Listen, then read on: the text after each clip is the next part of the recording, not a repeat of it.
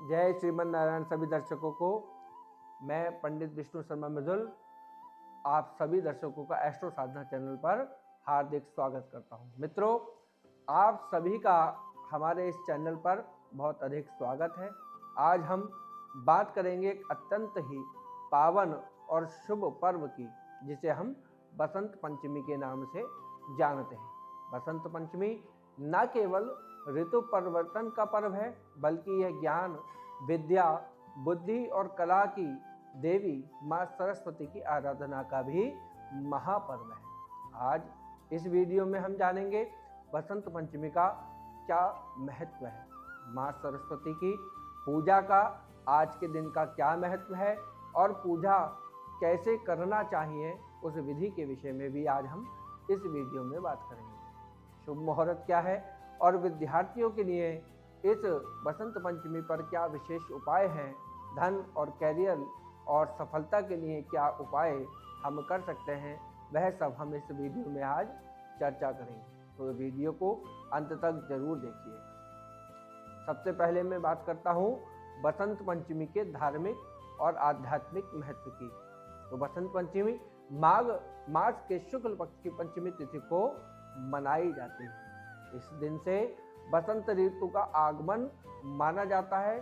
शास्त्रों के अनुसार इस दिन माँ सरस्वती प्रकट हुई और संसार को ज्ञान, वाणी, संगीत और विवेक उन्होंने प्रदान किया। अब बसंत को ऋतु भी कहा जाता है और ऋतुओं का राजा भी कहा जाता है, क्योंकि इस समय पर प्रकृति बिल्कुल खिल उठती है।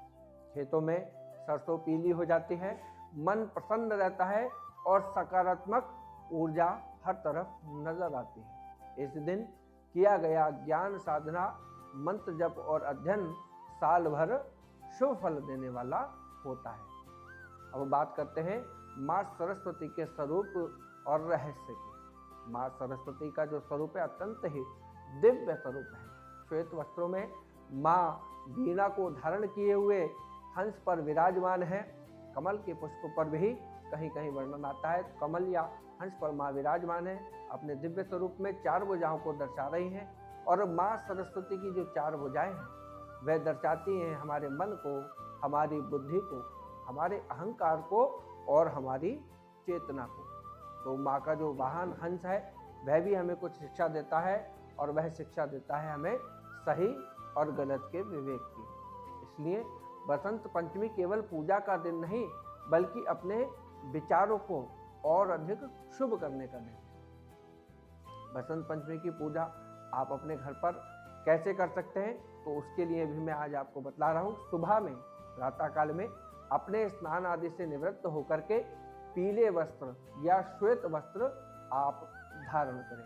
अपने पूजा स्थल को भी स्वच्छ करें और माँ सरस्वती की प्रतिमा या चित्र स्थापित करें। पूजा सामग्री में पीले रंग के फूल लें, अक्षत लें, हल्दी लें, केसर लें और घी का दीपक बना करके रखें। और प्रसाद में भी मीठी जो है कोई वस्तु रखें जो पीले रंग की हो, या पीले रंग की केसर डाल करके आप खीर का भी प्रयोग कर सकते हैं। सर्वप्रथम पहले आचमन इत्यादि करके अपने आसन को पवित्र करें, तिलक धारण करें और फिर दीप प्रज्वलन करें। दीप प्रज्वलन के बाद माँ सरस्वती का ध्यान करें, आवाहन करें और माँ को आसन के स्वरूप में पुष्प अर्पण करें।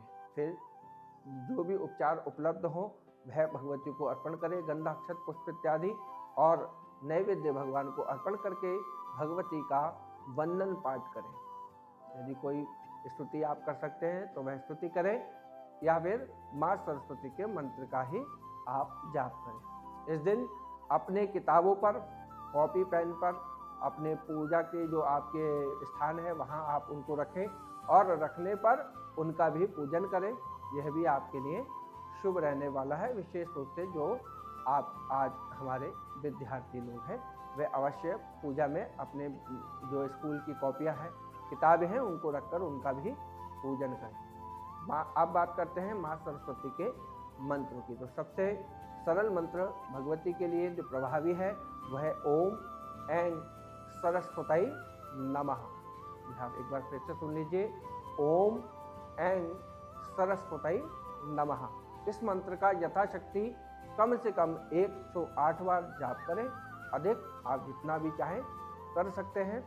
विद्यार्थियों के लिए यह मंत्र जो है बहुत ही पावरफुल है, यानी कि उनकी स्मरण शक्ति को बढ़ाता है ये मंत्र, और पढ़ाई में एकाग्रता को भी बढ़ाता है। और एकाग्रता पढ़ाई में, आपकी शिक्षा में बहुत ही उपयोगी होती है, क्योंकि अगर मन एकाग्र ना हो तो हम ठीक से पढ़ नहीं पाते, और जो हम पढ़ते हैं हम उसको ठीक से समझ नहीं पाते। इसलिए एकाग्रता होना बहुत ज़रूरी है, और उस एकाग्रता को बढ़ाने के लिए हम माँ सरस्वती के इस मंत्र के जाप का लाभ ले सकते हैं। परीक्षा में सफलता भी इस मंत्र के जाप से आपको मिल जाती है। यदि संभव हो तो पीले आसन पर बैठकर स्फटिक या रुद्राक्ष की माला से आप इस मंत्र का जप करें।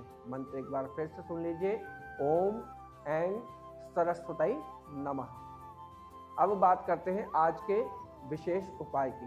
तो विद्यार्थी इस दिन नई किताब से पढ़ाई शुरू करें और उस पर ओम ऐं लिख करके अपनी कॉपी में रखें। कैरियर और नौकरी के लिए माँ सरस्वती को सफ़ेद मिठाई अर्पित करें, और इंटरव्यू से पहले मंत्र का जाप करें तो आपको सफलता अवश्य मिलेगी। व्यापार और धन लाभ के लिए आप माँ सरस्वती को पीले फूल अर्पण करें, और बही खाते पर हल्दी से स्वास्तिक बना करके माँ सरस्वती का पूजन करें। तो ये मैंने आपको बताया कि बसंत पंचमी पर हमें क्या क्या करना चाहिए, कैसे पूजा करनी है।